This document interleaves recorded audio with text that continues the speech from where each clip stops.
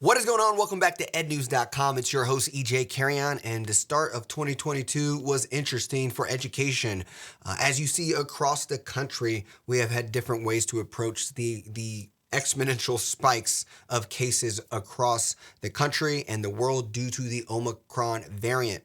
Now, what I want to kind of talk about is what does this look like and kind of make some connect the dots to things that we're seeing in articles that's been posted across all main media. And let's really talk about it, right? Detroit had a 36% positivity rate as a city. And with that as well, their school system closed down for the week. You're having Atlanta, you're having Columbus, you're having Newark, all kind of postponing the start of school. Now, I'm going to dive into a Reuters article because I think it kind of shows the most comprehensiveness of all the different approaches and things that are going on after the first day of 2022. And I also, at the end of this video, do want to say that as I think there's a silver lining here that can kind of extend us to where maybe schools and winter breaks can go to the future. So let's go ahead and dive into the article. So the article I'm hitting here, it's a Reuters article called U.S. Schools Delaying Opening as Omicron Rages New York City. New York City hits 33% positivity rate. So what I really want to land in on here is kind of looking at this right here. The nationwide, the Mayo Clinic here said nationwide that 18% tests coming back positive across the country. But if you also look here, the city's positivity rate when the new mayor of New York showed up was only 3%, but he's staying adamant that they are staying open. But if you kind of look at some of the other things I want to kind of hit here is cities including Milwaukee, Cleveland, Detroit are implementing or canceling school altogether this week for tens of thousands of students. And so that is very interesting because not only are you looking at people looking to provide remote learning, you're also looking at people saying like, hey, we're just going to extend the break. And also, at the end on Saturday, Atlanta announced that they were postponing school. So they were adamant before school break, we were going to stay open and switched it on parents. So here you have a parent just saying, hey, was just kind of like disappointed and frustrated on the communication and the lack of planning.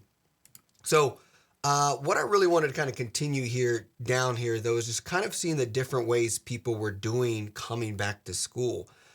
You have here, for instance, some school systems are using testing to try to stifle the delays. Washington, D.C., all staff and 51,000 public school students must upload a negative test result in the district website before coming back to class on Wednesday. That to me is interesting. Like, I'm really interested to see what that looks like and how that works. What percentage of students do they receive? Because it's just, I think that's an interesting and creative way of doing so, of trying to bring back school safely. Also, California, which is pledged to provide free home test kits to all 16 million K-12 public school students. That is another one I think is a creative approach to remaining the approach of trying to keep school open. Let's see what else we can find that I wanted to hit. Here's the last one I wanted to hit here. In Boston, if we could kind of hit this, the school systems distributed 55,000 tests to students ahead of the winter break. So they kind of were a little bit proactive on this. Schools are still scheduled to open tomorrow according to the superintendent, as that's what she told reporters on Monday today. So really interesting stuff here. I think what we're seeing is a different approaches.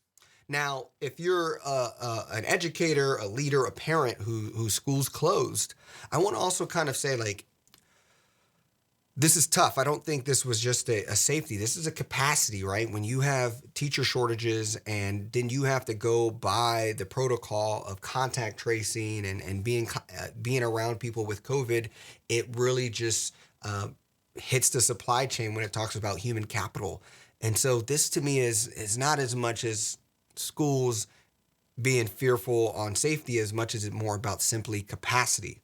But I think what the learning point here and what I'm excited to see is this something we start doing on a regular basis, right? If we're going to have different variances, different kind of infections throughout human history at a more rapid pace, is an extended winter break something we're more likely to see? Because as we know, when people go to the holidays, they're around family, the weather changes, it gets colder, unhealthy habits kick in because it's vacation. People are more likely to get sick, right? So, and spread that sickness to family. And so we already, people who work, we kind of have to wake up and go to school, go to work on Monday, and it's always kind of a slower start.